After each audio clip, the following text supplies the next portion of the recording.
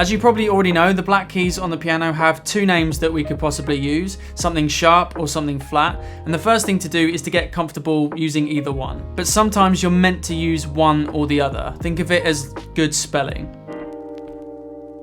It's actually really important because spelling a chord or a scale wrong can really confuse your understanding of how it works, how it's put together. When you spell things correctly, they form a certain shape on the stave. If you spell them incorrectly, they form a different shape, and it can be confusing for someone to read because they're used to seeing particular things. When you do this correctly, everything you learn just fits together a lot more clearly, and everything's just neater and clearer to understand. Sometimes we have to name the white note something slightly different too, which sounds a bit confusing at the moment. It won't be by the end of the video. There's only really kind of a couple of rules to think about, and I think the best thing to do to understand it is just to do a bunch of examples. This topic can get more complex further down the road, but I think it's pretty pointless to even start thinking about that at the second when you're just learning how the basic rules work. I will just touch upon a couple of slightly more confusing examples towards the end, just so you know that this kind of thing that I'll talk about exists, so you won't be confused when you come across it. Numbering notes is to do with how many letters of the musical alphabet you have spanned. So for example, if I play a C to D, that's a second because it's spanned two letters, C, D. If I play C to E, we call that a third because it's spanned three letters, C, D, E. Remember, the musical alphabet loops back around to A when we get to G. So if I played a G to A, that's also a second, and G to B would also be a third, G, A, B. So when we choose the correct spelling for a note, it's a lot to do with what the number should be, and then how far through the alphabet that number takes us. You'll see what I mean. So the first example would just be the G major scale. So the G major scale is this. It has one black note at the top. So that black note could have two names. It could be G flat or it could be F sharp. Two different names for the same note, by the way, is called an enharmonic equivalent. An enharmonic equivalent is just a fancy way of saying the other name that a note could be spelled. So which one do we choose for G?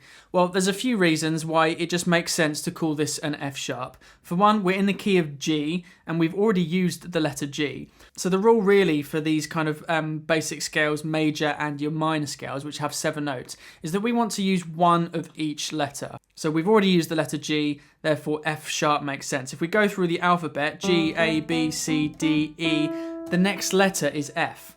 F sharp. So it's just kind of much neater and clearer, kind of theoretically or intellectually like that. It's the 7th note of the scale, 1, 2, 3, 4, 5, 6, 7, which is what I was talking about. So we want the letter that's 7 letters away. We consider this interval to be a major 7th interval. And again, that 7 has to line up with how many letters away of the alphabet it is. So this way, everything merges together nice and neatly. And the other thing is, if you write out this scale on sheet music, it means that the F sharp to G is then going to go on 2 separate positions on the stave, which is much clearer. And if you're writing music within a G major key signature, which has the one F sharp in, you're quite likely to be using those notes. So it means you don't have to keep writing notes on the same line and changing the symbol that you use from G natural to G flat. If we look at the F major scale, we've got a similar thing. The black note here is B flat because F, G, A, the next letter is B, B flat. B is the 4th letter in the sequence, 1, 2, 3, 4, F, G, A, B. So A sharp doesn't make any sense there. If we look at A major, well, this has 3 black notes in.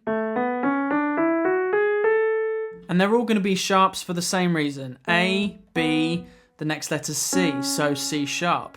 D, E, the next letter's F, so F sharp, then G sharp, and then A. If we look at the C natural minor scale,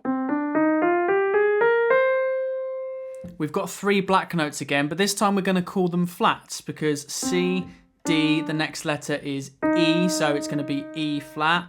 F, G, the next letter is A, so it's going to be called A flat, B flat, and then back to C.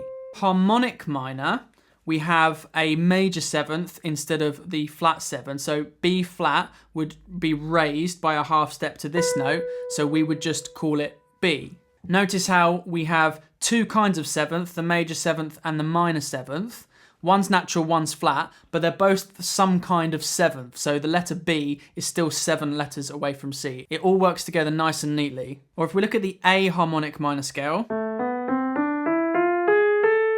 this black note here would have to be a G sharp. A, B, C, D, E, F. You got it. The next letter's G, so G sharp. Just quickly, if this video has been helpful so far, then please click the like button, as that would be really helpful for the channel. And if you have any questions, then please let me know in the comments below. So it's a similar thing with chords as well. And in this section, I'm going to talk about more specific interval names. If you're not sure what they are, I've got some links to explainer videos on intervals and how to start building major and minor chords in the description below. And I've also got a couple of PDF worksheets available on intervals and how to build common chords, which has a list of how to build loads of different types of 3 and 4 note chords. So an A major chord has a black note in it. Now you can think of chords as coming from scales, but I think it's always better to think of them on their own first. So with a major chord, we have the root, the major third, and a fifth. This note to this note is a major third, and this note to this note is a perfect fifth. Or you can think of it as a third from here to here, and then another third from that note to here. Either way, this note needs to be C sharp, because A to C spans 3 letters, A, B, C. If we called it a D flat, that would span 4 letters. So that doesn't add up with our understanding of how chords are built. If you wrote that wrong on a bit of sheet music, it could confuse someone reading it because they're just so used to recognizing these chord shapes as they should be. If you call something the wrong note, if you just say to someone, oh, what's that note here? Oh, it's a C sharp, when it should really be called a D flat. I mean, they'll know what you mean. It can sometimes be confusing though, especially when you're writing music out. It can look strange when you're used to seeing those certain shapes and patterns. If we look at E major, it's going to be the same thing. This note is G sharp, not A flat, because E, F, G spans 3 letters, and this should be a third. Basically, these 3 notes are meant to be every other letter of the alphabet. E, skip F, G, skip A, B. B major has 2 black notes in it, but we can follow the same process again. B, go a third along. B, C, D, so we call this a D sharp. And then from the letter D, D, E, F sharp, because D, E, F is 3 letters from that one. Or F is 5 letters from the starting point. Either way, you get the same answer. Slightly different, but using the same principles, a sus4 chord is built with a root again, and then a fourth this time, a perfect fourth instead of a third, and then a fifth, which was the same. So we've just replaced that middle note. So now, because it's a fourth, it needs to be 4 letters away from the starting point. C, D, E, F. So on an F sus4 chord, this note here should be called B flat instead of A sharp, because F, G, A, B flat is 4 letters away, and we consider this interval to be a fourth. Let's look at C diminished. This one's slightly different. When we build a diminished chord, we consider the intervals to be a root, a minor third. We had that in a minor chord. And then this one, well, in a minor chord, we had the perfect fifth. In a diminished chord, we have what's called the diminished fifth, or the flat 5. So because it's still another kind of fifth, it still needs to be 5 letters away. Well, we started on C, so C, D, E, F, G is the 5th letter away, so we've got to call this a G flat instead of F sharp. If we look at some 7 chords now, if I take F major 7, well, this is easy because it's just F, A, C, and E. E is the 7th letter away from F. F, G, A, B, C, D, E. So F dominant 7, or just F7. This note is the flat 7 or minor 7 instead of the major 7 we just used. But it's still a 7, so it has to be 7 letters away, and we already know that's E. So we're going to call that E flat instead of D sharp. And similarly, if we play an F6, well, just like F7, the clue's in the name there, the note we've added on needs to be 6 letters away. It's the 6th from where we started. Essentially, whatever intervals or numbers you use to build a chord, that's how many letters of the alphabet the naming should span. Remember, the note you start from is 1. Sometimes people accidentally move to the next one and count that as 1. So in order to keep this correct spelling, these patterns right, and in order for it to look neat still when we notate music, sometimes we have to call white notes either a flat or a sharp. Remember, flat just really means a half step down, and sharp means a half step up. The major scale where you can't avoid this is either you call it F sharp or G flat major. Whichever spelling you use, you're going to encounter one of these white notes with another name. Let's do the G flat major spelling first. So we've got G flat, A flat, B flat. The next note is this one here, which you could just call a B, right? But the thing is, we just used the letter B already. And we said the rule was we need to use one of each letter in order so it stays neat and tidy. So this note, even though it looks like a B, it is actually a half step below C. So we can call it C flat as well in some cases, like this. And then the rest of them are okay. We've got C flat and then the next letter's D. So D flat, E flat, F, G flat. The other spelling is to call this scale F sharp major.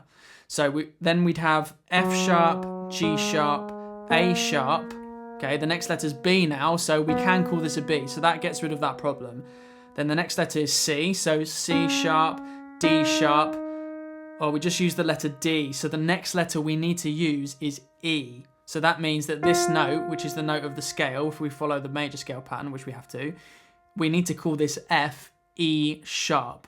So for the same reasons as before, this note is a half step above E, so it can also be called E sharp to spell the scale correctly. So this happens with a few chords as well. So if we look at a B flat diminished chord, these are the notes for a B flat diminished. We have the root, the minor third, and the flat 5. So if this was B flat minor, we'd have the perfect fifth, which is F. So the fifth is flattened. So if we flatten F, it becomes F flat. Remember, it's a flat 5, so it needs to be 5 letters away from where we started on B. B, C, D, E, F. The same with F diminished. This note here needs to be a flat 5. F, G, A, B, C needs to be the letter C, so it's C flat. F minor would be C natural. F diminished is C flat. One more chord. If we played a G flat major 7, the 7th is this note here, is F. That works out because F is 7 letters from G. But if we played a G flat dominant 7, we use the flat 7 or the minor 7. So we flatten this note. We'd have to call this F flat. Calling it E would mean that E is 6 letters away from G, not 7. But it's a 7 that we need to use. So these aren't going to come up as much, but you should know that they exist.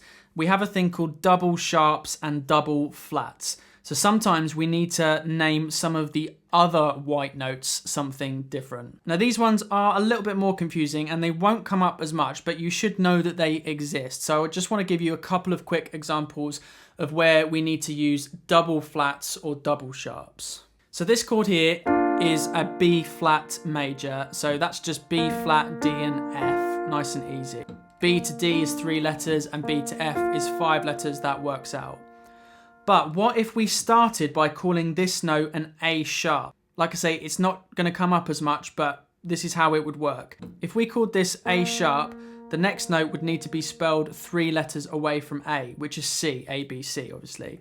So instead of calling it D, which would be 4 letters away, we need to call it C double sharp. If sharp just means go up by 1 half step, double sharp just means go up by 2 half steps. So if we were on the note C and we sharpened it once, sharpened it twice, we'd get to that note. This note here is the 5th, so it needs to be 5 letters away from A. 5 letters away from A is E, so we can just call this E sharp. Don't need to do a double sharp there. There's a couple of other chords like that, but like I say, they won't come up as much. The last one then is the fully diminished 7 chord. I'm going to play C fully diminished 7. That's these notes. So this chord has the root, the minor third, the flat 5, like a regular diminished triad, but then we add on what's called the diminished 7. So the note B would be the major 7. It's 7 letters away from C. B flat would be the minor 7 or the flat 7. Again, still 7 letters away from C.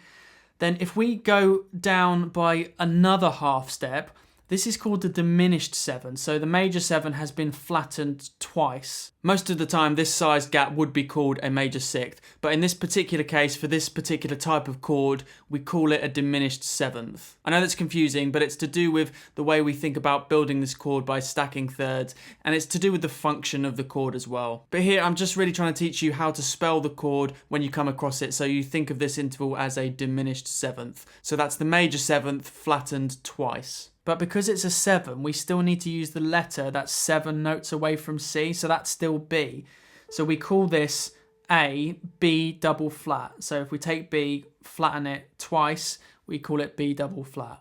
Another way of thinking about this chord is that we're stacking minor thirds. Minor third from here to here, from there to there, and again from there to there. So like before, when we hop thirds through the alphabet, that's every other letter. If you do that starting from C, you're going to end up on the letter B.